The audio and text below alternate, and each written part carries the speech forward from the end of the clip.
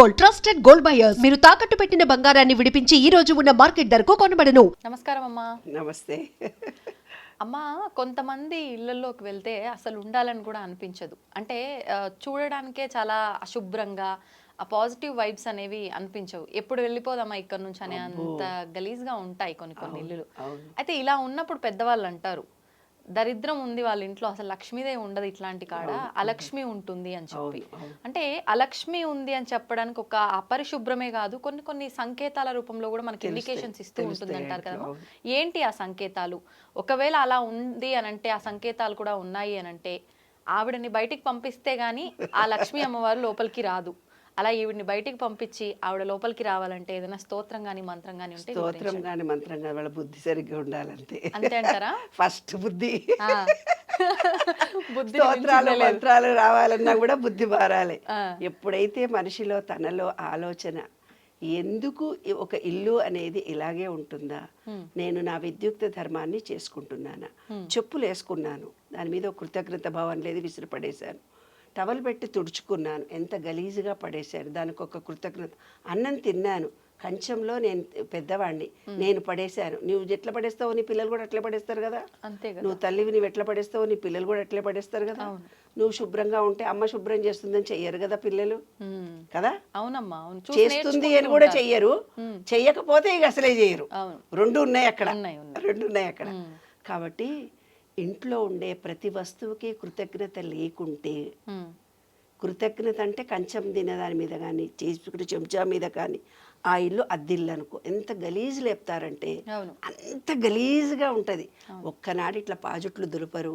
ఒక బండలకు అయితే వారానికి ఒకనాడు, కిరాయి ఇల్లే కదమ్మా, ఎందుకు వారానికి ఒకనాడు దుడు చాలు పనామంటది. వాళ్ళు మంచిగా వారానికి ఒకనాడు, మీరేమో రోజు దుడిపించమంటారు అబ్బాటు. పనులు కూడా రోజు తుడిచిందే తుడమంటావు, పొద్దున్న తుడుస్తా, మధ్యాహ్నం తుడుస్తా, ఇంకా తుడవమంటావు. నాకేమో ఇంత దుమ్మున్నా ఇంత చెత్తున్నా నేను కానీ మా వారు కానీ మా పిల్లలు కానీ అస్సలు ఎక్సెప్ట్ చేయం. ఆ శుభ్రత జీన్స్ నుంచి వచ్చిందేమో మనకు తెలియదు. అంతే. సత్యనారాయణ వ్రతం జరిగిందనుకో, సాయంత్రానికల్లా అక్కడ సత్యనారాయణ స్వామి వ్రతం జరిగిన ఛాయలు ఉండకూడదు మా ఇంట్లో. అంత శుభ్రం మా ఇంట్లో, టోటల్గా అంత శుభ్రం. యుఎస్ నుంచి ఒక హోమం చేశాము మా బావగారింట్లో. యుఎస్ నుంచి పిల్లగాడు వచ్చాడు, కొడుకు, మా బావగారి కొడుకు వచ్చాడు. ఏదో హోమం చేశాము అంతా. ఆ పిల్లగాడు ఇది ఇట్లా ఊడ్చేదానిలాగా మిషన్ ఉంటుంది, ఆ మిషన్ పెట్టి ఇట్లా అంటున్నారు. అందరు ఉన్నారు, ఇంకా అయిపోలేదు, వాక్యూమ్ లాంటిది. ఇంకా అందరు ఉన్నారు, చుట్టాలందరూ కూర్చొని ఉన్నారు. ఆ పిల్లగాడు ఇట్లా ఎందుకురా నాన్న ఊడుస్తున్నావు? నాకు తెలుసు కదా జీన్స్. అందుకు పెద్ద పిన్ని అక్షింతలన్నీ కాళ్ళకు గుచ్చుకుంటున్నాయి, అక్షింతలు అన్నీ పుల్లలు కాళ్ళకు గుచ్చుకుంటున్నాయని ఊడ్చేశాడు. కొందరు ఇళ్లల్లో చూస్తాం నాన్న, సంవత్సరం క్రితంగా పట్టిన తోరణాలు అట్లేగా ఉంటాయి. ఎప్పుడో వాళ్ళు ఎవరో గిఫ్ట్ ఇచ్చి ఉంటారు, దాని నిండా దుమ్ము పేరుకుపోయి ఉంటుంది, అవి అట్లే ఉంటుంది. మంచిగా మేకప్లు చేసుకుంటారే, ఒళ్ళు మేకప్ చేసుకుంటారు, మంచి చీరలు కట్టుకుంటారు, కమగుములాడే వంటలన్నీ తింటారు. కానీ ఇంట్లో చీపురయ్యరు, ఊడవరు. ఆ జాలాట్లకు పోతే అది ఇంత పాకర బట్టి ఉంటుంది. ఇంటి ముందుకు పోతే రోజు ఊడిచిన ఛాయలు కూడా ఉండవు. ఆ పని మనిషి వస్తుంది, పని చేస్తుంది. కింద తుడిచిన గుడ్డ అదే ఉంటుంది, డైనింగ్ టేబుల్ తుడిచిన గుడ్డ ఒకటే ఉంటుంది, స్టవ్ తుడిచిన గుడ్డ ఒకటే ఉంటుంది. ఎందుకే పని మనిషి అంటే 3 ఏళ్ల నుంచి ఆ పని మనిషే ఉంది. మరి మా ఇంట్లో వారం రోజులకు పని మనిషి మానేసింది. ఎందుకు మానేసింది? సిస్టమేటిక్గా కత్తి పెట్టే చోట కత్తే పెట్టాలి, చెంచాలు పెట్టే చోట చెంచాలే పెట్టాలి, గ్లాసులు పెట్టే చోట గ్లాసే పెట్టాలి. ఆ కడిగిన గిన్నెలు మా చెల్లి అత్తగారు వేడి నీళ్ళతో కడిగించేవాళ్ళు తెలుసా. మళ్ళీ మా చెల్లి వచ్చి ఏడుస్తుండే. కానీ ఆవిడ హైజీన్, డాక్టర్స్ వాళ్ళ ఇంట్లో అంతా. ఎవరైతే పని మనుషులు సరిగ్గా కడగరో ఆ కడిగిన గిన్నెల్లో కడిగితే రోగాలు వస్తాయని మళ్ళీ వేడి నీళ్ళతో కడిగించేది. కాబట్టి ఎక్కడ శుభ్రం ఉంటుందో అక్కడనే లక్ష్మీదేవి ఉంటుంది. ఎక్కడ శుభ్రత లేదో అంటే, ఆ ఇల్లు శుభ్రతగా లేదంటే వాళ్ళ మనసులు కూడా అంత గలీజ్గా ఉన్నట్టు లెక్క. ఎప్పుడైతే ఇల్లును చూసి ఇల్లాలిని చూడు అంటారు నాన్న, అంటే ఆ ఇంట్లో మేల్ కానీ ఫీమేల్ కానీ అధికారికంగా ఉన్నవాళ్ళు ఎప్పుడైతే శుభ్రతను పాటిస్తారో అప్పుడు వాళ్ళ ఇంట్లో బుర్ర ఎప్పుడైతే సాఫ్గా పనిచేస్తుందో ఆర్థికంగా లోటు ఉండదు. బుర్ర ఎప్పుడైతే సాఫ్గా పనిచేస్తుందో వాళ్ళ పనులు సక్సెస్ఫుల్గా అవుతాయి. అద్దెంట్లో ఉన్నామని ఇంత గలీజు లేపుకొని ఎవరైనా అద్దె ఇల్లు ఖాళీ చేసిపోతే వాళ్ళ లాట్రిన్లు కిచెన్లు దుబాయ్లో ఖచ్చితంగా మారుస్తారు. ఒక అద్దెకుండి వాళ్ళు వెళ్ళిపోతే బాత్రూమ్ టాయిలెట్ అదే అదే ఉంటుంది కదా, టాయిలెట్ కిచెన్ గట్టు పూర్తిగా తీసేసి మళ్ళీ బండలేసి వేరే వాళ్ళకి ఇచ్చేస్తారు. ఇక్కడ హైదరాబాద్లో కూడా అట్లా, ఎందుకంటే ఊడవరు తుడవరు కడగరు, అద్దెల్లే కదా అని. వాళ్ళకు జన్మలో కూడా ఈ భూతల్లి ఏం చేస్తుంది, వాళ్ళకి సొంత ఇల్లు ఇవ్వదు. అద్దెలను కూడా నా ఇల్లు అనుకొని చేస్తేనే వాళ్ళకి ఇల్లు వస్తుంది, లేకపోతే ఇల్లు రాదు. ఇంటి రహస్యం ఇదే. మాకు తెలిసిన ఒక ఆయన ఫోన్ చేశాడు నాకు. ఫోన్ చేసి, అమ్మా నేను మోషన్ రాదు, నాకు డాక్టర్ దగ్గరికి పోయి ఇనిమా తీసుకుంటే కానీ రాదు. వాడు ఒక ఇంజెక్షన్ చేసి నా మూలాధార అది మోషన్ పోయేదానికి ఇంజెక్షన్ ఇచ్చి వెడల్పు చేస్తే కానీ అతనికి మోషన్ రాదు. వారానికి ఒక రోజు తీయించుకోవాలంట దవాఖానకు వచ్చి. ఎక్కడో ఆంధ్రాలో దూరంలో ఉంటాడు ఆయన. ఈ తర్వాత ఇంకొక ఆయన ఉన్నాడు, ఆయనకేమో పక్షవాతం లాగా వచ్చి భూమి మీద నుంచి లేవలేకుండా అక్కడే ఏదో పుండు పడిపోయిందట మోషన్ దగ్గరే. అందరికీ ముగ్గురు కొడుకులట, ముగ్గురు కొడుకుకి అట్లనే ఉందట. మీ నాయన ఎట్లుండే అని అడిగిన నేను. ఆయన అంటే డిఎన్ఏ వాళ్ళు వచ్చిందేమో అని చూస్తాను కదా నేను పరీక్ష చేసినప్పుడు అన్ని రకాలైన క్వశ్చన్స్ నేను వేస్తాను.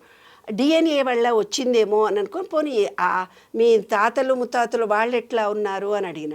అంటే దే ఆర్ గుడ్ అన్నాడు. 3 తరాల నుంచి ఇది వస్తుంది, తాత తండ్రి వీళ్ళు, ఈయన పిల్ల, ఈ 3 తరాలే ఇలా వస్తుంది. అంతకుపూర్వం అట్లా లేరు.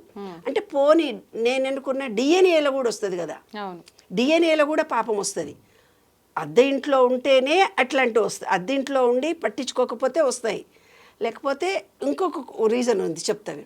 అయితే అతన్ని నేను అడిగిన క్వశ్చన్ ఏమిటిదంటే, పోనీ నాన్న మీ ప్రాపర్టీ ఎక్కడి నుంచి వచ్చింది మీకు అని అడిగిన. మా ముత్తాత ఒకళ్ళ ఇంట్లో రెంటుకుండి వాళ్ళతోటి కొట్లాడి ఆ ఇల్లు రాయించేసుకున్నాడు మాదని, దౌర్జన్యంగా. అద్దింట్లో ఉండే ఓనర్స్ని సతాయించిన, అద్దింట్లో ఉండి ఓనర్స్ ఇల్లును ఇంత గలీజ్ చేసిన లక్ష్మీ కటాక్షం ఉండదు, సొంత ఇల్లు రాదు. అంటే భూదేవి అనేవి భూచక్రం అంటే మూలాధార చక్రం ఆటోమేటిక్ విశ్వ నియమాలు తెలుసుకుంటే ఎవరు తప్పు చేయరు నాన్న. అవే విశ్వ నియమాలు నేను రీసెర్చ్ చేసింది బంగారు తల్లి.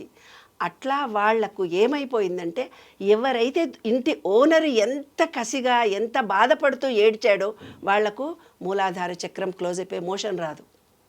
చూసావా 3 తరాల వరకు.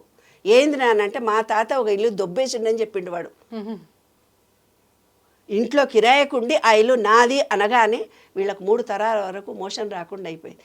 అంటే అద్దింట్లో ఉండి ఎవరైతే శుభ్రం చేయరో, దర్వాజాలు ఇరగొట్టి ప్లగ్గులు పీకేసి ఇది చాలా గలీజ్ చేసి పెట్టి వెళ్ళేటప్పుడు మొత్తం చెండాలం చేసి పెట్టి వెళ్ళిపోతారు. ఆ ఇంటి ఓనర్ బాగు చేయించుకుంటేందుకు ఎంత బాధపడతాడు, ఎంత బాధ అయితే అతను పడతాడో ఆ భూతల్లి యాక్సెప్ట్ చేస్తుంది. ఎందుకంటే ఇల్లు కట్టడానికి ఓనర్ ఎంతో కష్టపడితే కానీ ఆ ఇల్లు తనది కాదు. అలాంటప్పుడు అద్దెకుండే వాళ్ళు ఇలా చేస్తే వాళ్ళకు మూలాధార చక్రం క్లోజ్ అయిపోతుంది. అద్దె ఇంట్లో ఉండి ఓనర్స్ని సతాయించిన ఆ మూలాధార చక్రం ప్రాబ్లం. బ్యాలెన్స్డ్ మైండ్ రాదు దానివల్ల. ఏమ్మా ఎంత డబ్బు ఉంటే ఏం లాభం? ఫైల్స్ ప్రాబ్లమే వచ్చి రోజు బ్లడ్ పడుతుంటే ఏం తింటాడు వాడు? కాబట్టి చాలా జాగ్రత్తగా ఉండాలి. ఇల్లు శుభ్రం చేసుకోవడం అనేది. లక్ష్మి అంటే ఏంటి తెలిసిన, చిన్నటి కమలంలో అమ్మవారిని చూపించారు, నీకు లక్ష్మీదేవిని చూపించారు. కమలం నువ్వు ముట్టుకుంటేనే ఇలా పడిపోతుంది కదా, దాంట్లో ఒక మనిషి కూర్చోగలుగుతుందా? కూర్చున్నది అన్నట్టుగా చూపించడంలో ఉద్దేశం ఏంటి? ఇల్లు అనేది కూడా కమలం లాగా శుభ్రంగా ఉన్న ప్లేసుల్లో, నీట్గా ఉన్న ప్లేసుల్లో, ప్రేమగా ఉన్న ప్లేసుల్లోనే ఆమె నివాసం ఏర్పరచుకుంటుంది.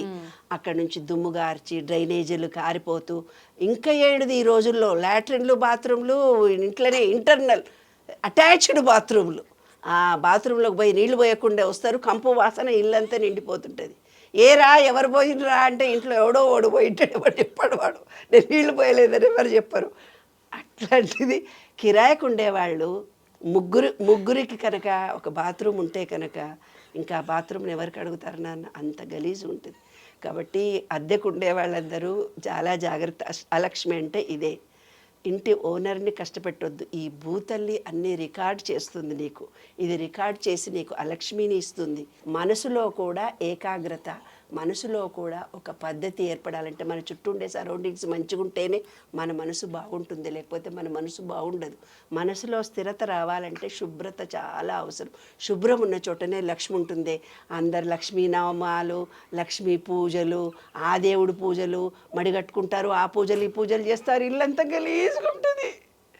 అట్లుండి మళ్ళీ అక్కడ పోయి మాంసం తినేసి వస్తారు, మళ్ళీ ఏదో మంత్రాలు చదువుతూ పోతుంటారు. కాదు, అందుకనే పెద్దవాళ్ళు శుచి శుభ్రత అని అన్నారు. ఇల్లు ఎప్పుడు శుభ్రంగా ఉంటుందో ఆ ఇంట్లో ఆడవాళ్ళు ఎప్పుడు ఏడవకుండా ఉంటారో, ఆడవాళ్ళు ఇంట్లో గొడవలు పడకుండా ఉంటారో, భార్యాభర్తలు పిల్లలు, అదే అలక్ష్మి నాన్న. అలక్ష్మి అంటే వేరే ఏదో వచ్చి కనిపించదు. కాబట్టి అన్యోన్యత రావాలి కుటుంబంలో అంటే ఇల్లు శుభ్రంగా ఉండాలి. ఇల్లు శుభ్రంగా ఉండాలంటే వాళ్ళ మనసు శుభ్రంగా ఉండాలి, మాట శుభ్రంగా ఉండాలి, బిహేవియర్ శుభ్రంగా ఉండాలి. వాళ్ళు శుభ్రంగా ఉంటే పిల్లలు శుభ్రంగా. మంత్రాలు ఎన్నో ఉన్నాయి, తంత్రాలు ఎన్నో ఉన్నాయి, రోజు యూట్యూబ్లో చెప్తూనే పోతున్నారు. లక్ష్మీ కటాక్షం కోసం ఈ పూజలు చేయండి, ఆ పూజ చేయండి. నాకు తెలిసింది శుభ్రత ఉన్న చోటనే లక్ష్మి ఉంటుంది. అదే విశ్వ నియమం, అంతకంటే ఎక్కువ ఏ నియమం లేదు. పో శుభ్రం చేసుకోపోయి